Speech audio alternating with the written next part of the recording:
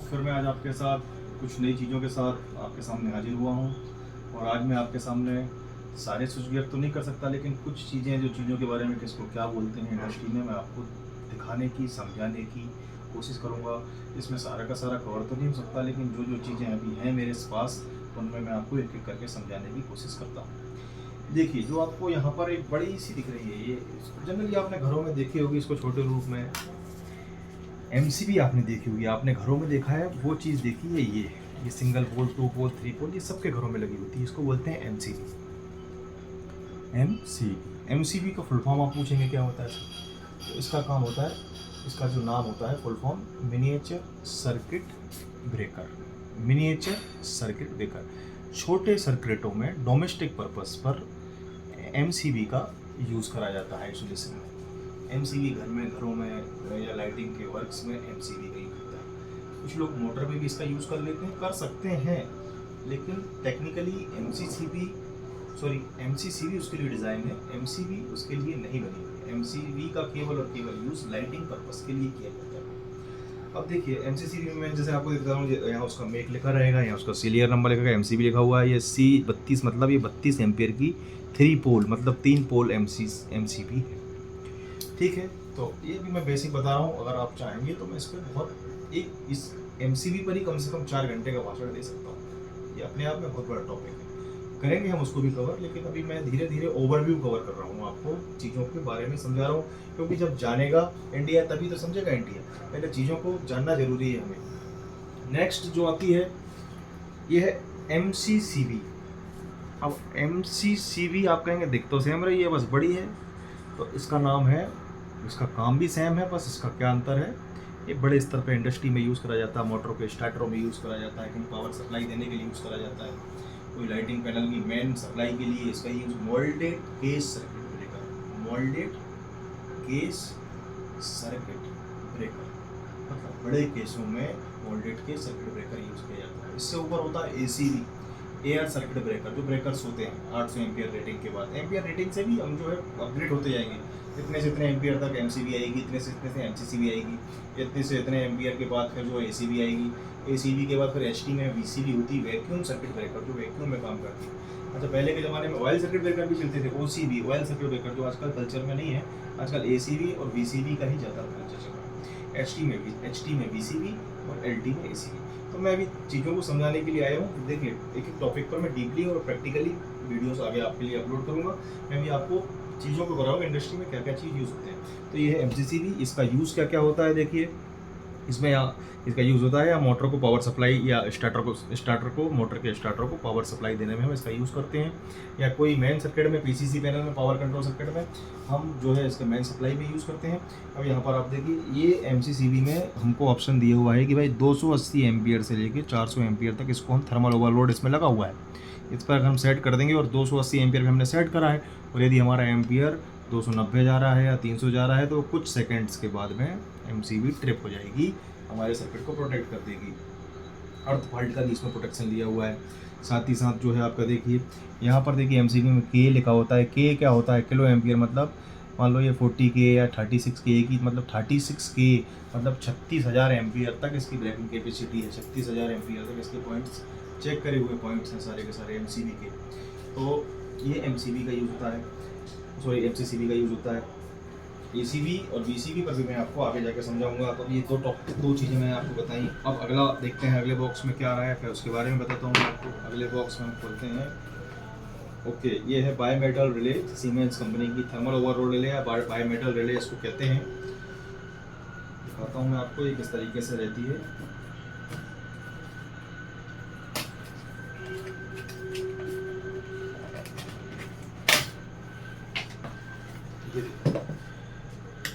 ये है आपकी thermal by metal relay. By metal मतलब दो मेटलों से बनी हुई पत्ती एक इसके अंदर रहती है। अगर उससे ज़्यादा वो एम्पियर, इस एम्पियर 50 से 63 के बीच में उसकी रेटिंग सेट करी जाती है। ये उसका एडजस्ट पॉइंट रहता है। यहाँ पर आपका ये एडजस्ट पॉइंट दिख रहा है, जिस एडजस्ट पॉइंट पे कर लेंगे, अगर उससे ज़्यादा का उसको एम्पियर जाएगा तो मेल्ट होकर, बैंड होकर वो उठा के रिले को ट्रिप कर देता है। तो ये इसको बोलते हैं रिले का काम क्या होता है। रिले जैसे कि ये कॉन्ट्रैक्टर है आपका, ये पावर कॉन्ट्रैक्टर है। पावर कॉन्ट्रैक्टर में रिले को यहाँ लगा दिया जाता है। ये रिले को ऐसा दिखा दीजिए अच्छे से, ये रिले को यहाँ फिट कर दिया जाता है। यहाँ आपके ये जो है आप कुछ इस तरीके से रहेगा। अब आपकी जो है MCCB, ये आपकी MCCB है, ये MCCB और छोटा एग्जांपल ही दे रहा हूँ मैं आपको प्रैक्टिकली। यहाँ मैंने उठा के ये आपकी पावर सप्लाई यहाँ नीचे लगा दी इनकमिंग, और यहाँ से आउटगोइंग कॉन्टेक्टर को दी थी। कॉन्टेक्टर में यहाँ सप्लाई आके रखी हुई है और यहाँ से सप्लाई निकल के मोटर को चली। ये रिले जो है हमारी मोटर को बचाने का काम रिले ही करती है, ये भी प्रोटेक्ट करेगी, लेकिन सबसे पहले बायोमेट ये ही हमको प्रोटेक्ट करेगी। रिले का मुख्य रूप से काम ही मोटर को प्रोटेक्शन करने का होता है, ठीक है। तो अगला जो है अब इसकी सुंदरता बढ़ाने के लिए इसमें क्या क्या लगता है, तो ये इंडिकेटर्स देखिए, अब इंडिकेटर देख रहे हैं RYB ऑन के लिए इंडिकेटर लगा दिए जाते हैं कि भाई ऑन हो जाए तो ऑक्सिलरी कॉन्टेक्टर में ऑन रेड कलर का देखे ऑफ हो जाए, तो इंडिकेटर्स का भी यूज़ करते हैं 220-30 वोल्ट में। अब जो चालू बंद करने के लिए हमें बटनों की यूज़ पड़ेगी, तो ये आपको दिख रही है, ये जो है देखिए आप दिखाता हूँ,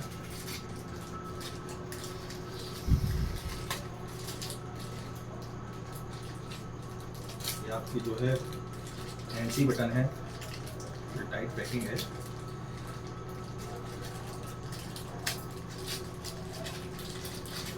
ये जो दिख रहा है आपको, ये NC बटन है, स्टॉप बटन बोलते हैं। मतलब NC मतलब नॉर्मल कंडीशन में आप कॉन्टैक्ट करेंगे।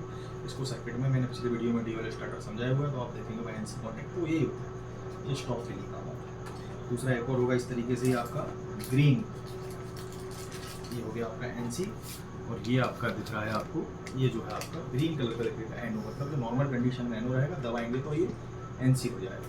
ये नॉर्मल कंडीशन में NC रहेगा, दबाएंगे तो ये क्या हो जाएगा, NO हो जाएगा, मतलब कॉन्टैक्ट को रिलीज करता है। तो इस तरीके से आपके यहाँ पर ये कुछ चीज़ें मैंने आपके सामने दिखाई। अगला टॉपिक में अगला चीज़ लेकर आता हूँ, तो स्टार डेल्टा स्टार्टर है।